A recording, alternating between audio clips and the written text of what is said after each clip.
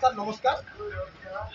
বর্তমান নির্বাচন পাখি আসছি এবং নর্লা নির্বাচন মণ্ডলীর তমাম জনসাধারণ স্থানীয় নেতা বলে চিন্তা করলে বর্তমান আপন আসি এবে নর্লা নির্বাচন মণ্ডলী উপস্থিত অনেক এবং প্রচার প্রসার জারি রাখছেন। আপনার মতামত কম রয়েছে? দুইথর আসছিল, আজ বি আসছে, লগাতার আসছে নির্বাচন ଲୋକଙ୍କର ମତାମତ ସବୁ କ୍ଲିୟର ହେଇଯାଇଛି। ଲୋକେ ଏମପି ଏମଏଲଏ କଂଗ୍ରେସ କରିଥିଲେ। ବହୁଦିନ ଲୋକ ଚାହିଁଥିଲେ ଯେ ମୁଁ ନର୍ଲାରେ ନିର୍ବାଚନ କରେ, ଆଉ ଲୋକଙ୍କର ଇଚ୍ଛା ଅନୁଯାୟୀ ଏଥିରେ ଆଉ କମ୍ପିଟିସନର କିଛି ସ୍କୋପ ନାହିଁ। ମୁଁ ତ ଚାହିଁଥିଲି ମାନ୍ୟବର ମୁଖ୍ୟମନ୍ତ୍ରୀ ଆସନ୍ତୁ ନର୍ଲା ନିର୍ବାଚନ ମଧ୍ୟ ମାନ ସମ୍ମାନ ଦେବାନ୍ତି, ଆସିକି ଲଢ଼ିବେ, ହାର ଜିତର ପରୱା ନେଇ ଆସିଲେ ମୋତେ ହରେଇଲେ ଅଞ୍ଚଳର କିଛି ବିକାଶ କରିପାରିବେ ଏବଂ ମୋର ବାହାନାରେ ମୋତେ ହରେଇବ ବାହାନାରେ ଆସିପାରନ୍ତି ମୁଁ କୋଟେ ବୋଲି କହୁଥିଲି। ସେ ଆସିଲେ ନାହିଁ, ଆସିଥିଲେ ଭଲ ହେଇଥାନ୍ତା, ମୋତେ ବି ମଜା ଲାଗିଥାନ୍ତା ମୁଖ୍ୟମନ୍ତ୍ରୀ ସାଙ୍ଗରେ ନିର୍ବାଚନ ଲଢ଼ିବା କିନ୍ତୁ ଆସିଲେ ତାଙ୍କ ଦେହ ଖରାପ ଅଛି ନା କ'ଣ ସେ ଘରୁ ବାହାରୁନାହାନ୍ତି। ମଧୁବାବୁଙ୍କ ଜୟନ୍ତୀରେ ସେଦିନ ସେ ଗଲେ ନାହିଁ। ରାହୁଲ ଗାନ୍ଧୀ ଯାଇଥିଲେ ସତ୍ୟଭାମାକୁ, ମଧୁବାବୁଙ୍କ ଏମିତି 25 ବର୍ଷ ଧରି ଯାଇନାହାନ୍ତି। ମୁଖ୍ୟମନ୍ତ୍ରୀ ପ୍ରଶ୍ନ ଉଠିଲା ସେ ଯାଇପାରିଲେନି, କିନ୍ତୁ ସେଠି ପାଣ୍ଡିଆନ ବାବୁ ଚାଲିଗଲେ। ପାଣ୍ଡିଆନ ବାବୁ ଓଡ଼ିଆ ନୁହଁ, ଓଡ଼ିଆ ଅସ୍ମିତା ବିରୁଦ୍ଧରେ ସଦାବେଳେ ଗୋଟେ ଲଢ଼େଇ ଚାଲିଥାଏ। ଆଉ ପାଣ୍ଡିଆନ ବାବୁ ପାଖରେ ତାଙ୍କ ବିଜେଡ଼ିରେ ନେତା ବି ଥିଲା, ଓଡ଼ିଆ ନେତା, ସେ ବି ବିଜେଡ଼ିର ଗଲେ ନାହିଁ। ସେଦିନ ମାନେ ନିଶ୍ଚିତ ଭାବରେ ନବୀନ ବାବୁଙ୍କର ସ୍ୱାସ୍ଥ୍ୟ ଖରାପ ଥିବ ସମ୍ଭାବନା। ବିଜେଡ଼ି ନେତା ଆଉ ଓଡ଼ିଆ ନେତା ଆଉ ଓଡ଼ିଶା ଲୋକ ଭୋଟ ଦେବେ। বর্তমান স্যার গোটিয়ে প্রশ্ন আপনার রখুছি, আপনার আখি আগে রখুছি।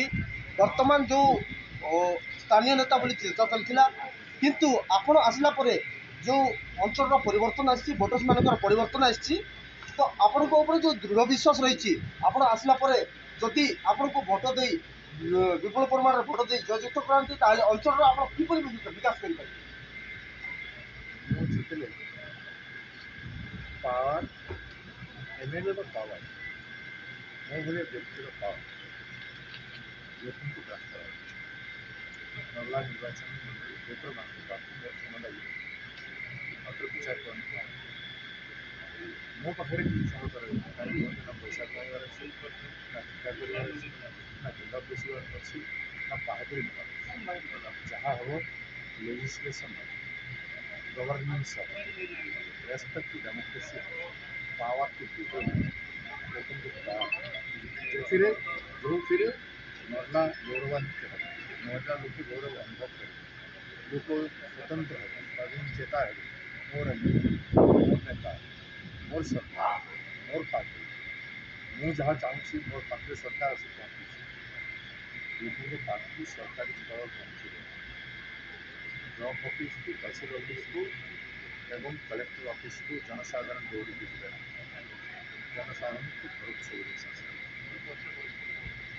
ଗୋଟିଏ କଥା, ଆପଣଙ୍କ ମତାମତ ଅନୁଯାୟୀ ଗୋଟିଏ କୋଶ୍ଚିନ୍ ରହିଛି କି ଜନସାଧାରଣ ଚିନ୍ତା କରୁଛନ୍ତି ଯେ ବର୍ତ୍ତମାନ ଯଦି ଆପଣ ଜଣେ ନ୍ୟାସନାଲ୍ ଲେଭେଲ୍ର ଲିଡର୍ସ ଅଛନ୍ତି ଏବଂ ଆଜି ଯଦି ଆପଣଙ୍କୁ ବିପୁଳ ପରିମାଣରେ ଭୋଟ୍ ଦେଇ ବିଜୟ ଲାଭ କରାଇବେ ଅଞ୍ଚଳର ଭୋଟର୍ସ ମାନେ, ତାହେଲେ ଆପଣ ଅଞ୍ଚଳ ପ୍ରତି ଅଣଦେଖା କରିବେ, ଅଞ୍ଚଳକୁ ଆପଣ ଆସିବେ ନାହିଁ।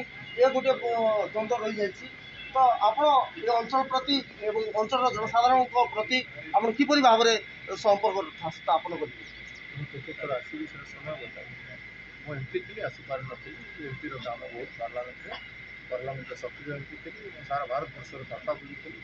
ଏଠି କଳାହାଣ୍ଡି କଥା ବୁଝିଲି, ନର୍ଲା କଥା ବୁଝିଲି, ଓଡ଼ିଶା କଥା ବୁଝିଲି। ତେଣୁ ଲୋକେ ମୋତେ ଯେତେବେଳେ ଚାହିଁବେ ପାଇବେ।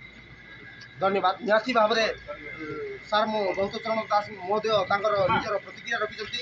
ନିହାତି ଭାବରେ ଅଞ୍ଚଳର ଦୀନ ଦରିଦ୍ର ଏବଂ ଦୁଃଖୀ ରୋଗୀଙ୍କ ସେବା କରିବା ପାଇଁ ସେ ଆଜି ଗୌତଚରଣ ଦାସ ଆଜି ନର୍ଲା ନିର୍ବାଚନ ମଣ୍ଡଳୀରେ ଛିଡ଼ା ହୋଇଛନ୍ତି ଏବଂ ସେ ନିଶ୍ଚିତ ଭାବରେ ଅଞ୍ଚଳର ବିକାଶ କରିବା ପାଇଁ ଆଜି ଆଗେଇ ଆସିଛନ୍ତି। ଅଞ୍ଚଳର ଯେତେ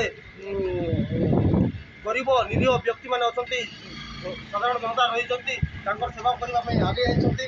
କଳାହାଣ୍ଡିରୁ ଷ୍ଟେଟ୍ କ୍ରାଇମ୍ ଅଛି କୃଷ୍ଣ ନାୟକଙ୍କ ରିପୋର୍ଟ।